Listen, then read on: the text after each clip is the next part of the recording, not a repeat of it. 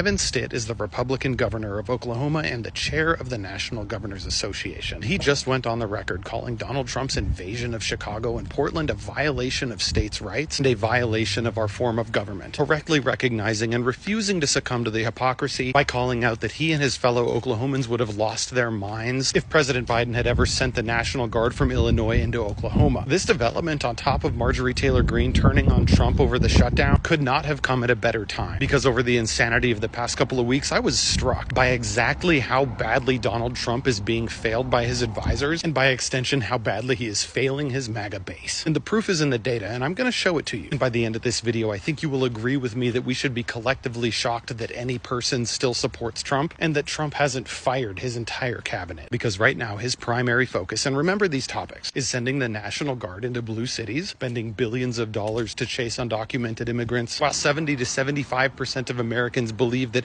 if you're undocumented but you haven't committed any other crimes, you should stay. He forced an indictment on James Comey, and he's trying to do the same to Adam Schiff, trying to force criminal consequences for superficial emotional grievances. He's forcing prices up by forcing tariffs down our throat, not just on imports from China, but on our best trading partners like Canada, Brazil, and Mexico. And he's not only fired tens of thousands of federal workers who were insufficiently loyal to him, but now he's gone even further by allowing Pete Hegseth to fire active duty members of the military. Now let's compare these actions and priorities to the responses from Trump voters in a November 2024 poll, where after he was successfully elected, they were asked how he should govern. In this poll, after voting for Trump, 58% of Trump's own voters said it would be inappropriate for him to fire federal workers for being insufficiently loyal. 58% of them said it would be inappropriate for him to pardon friends, family, or supporters who committed crimes. 42% of Trump voters said it would be inappropriate for him to govern with executive orders if he can't get his priorities through Congress. And 46% of Trump voters said it would be unacceptable for Trump to order the Justice Department to investigate his Democratic rivals. I cannot emphasize this enough. These are only Trump voters. But because of Donald Trump's brain rot advisors, his entire first year has been a laundry list of things nobody wanted. All while we bleed good jobs, while prices continue to climb, and while Russia does whatever they want. And all while personal freedoms and states' rights are under constant attack. And if you're one of these Republicans like Kevin Stitt, or dare I even say Marjorie Taylor Greene, do not let them gaslight you into believing that this is what you wanted. You were right.